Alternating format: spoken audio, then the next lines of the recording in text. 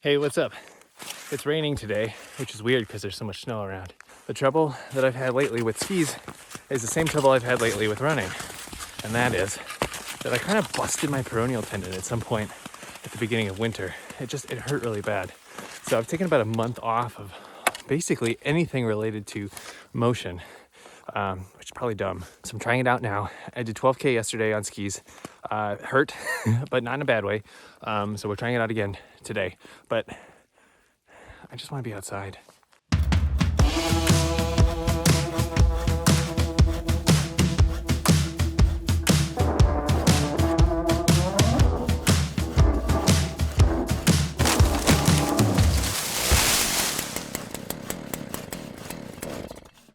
Today I wanted to talk a little bit about why I'm switching my newsletter provider from Mailchimp to Substack.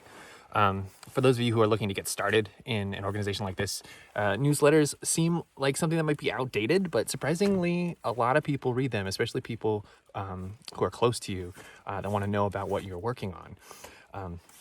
I started off with Mailchimp because that's what everyone else used. It was free, and it was not unuser friendly. There was a lot of graphical user interface stuff that you could use to put together to put together a reasonable newsletter.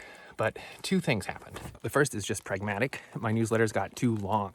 A lot of them were based on disparate topics. I tried to write some astronomy every week, and I tried to write some physics every week. And each time I tried to get about at least 3 bullet points that I could expand on. But these bullet points started growing and growing and growing. And newsletter started to become a book, which I felt was a little too long to have such a diverse topic set.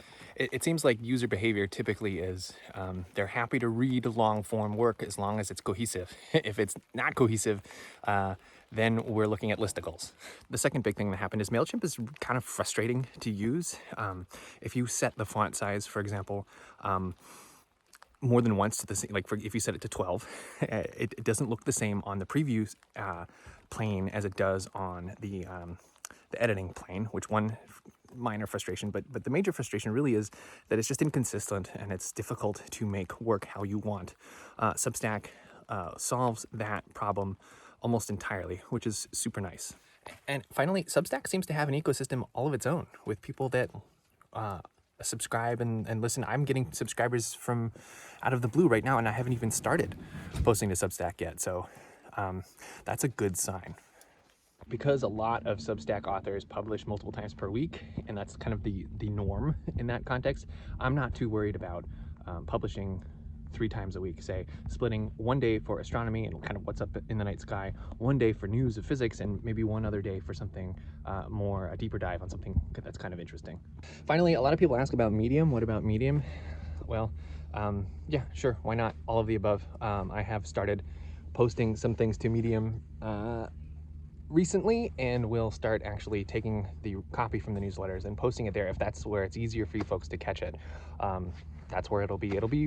The goal of the Pasayten Institute is to make the content, the output, the materials, platform agnostic, which means that it's on us to put it out in as many places as we can so that it can reach as many people as possible. So I'm super curious, what are you folks using? Are you publishing things on a daily or weekly basis? What services are you using? Are you just doing plain old emails?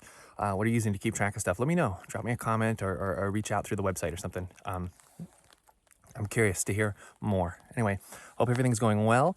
That's all for this installment of kind of business talk. Now I got to get back to making some of those lecture videos. Okay, for real this time.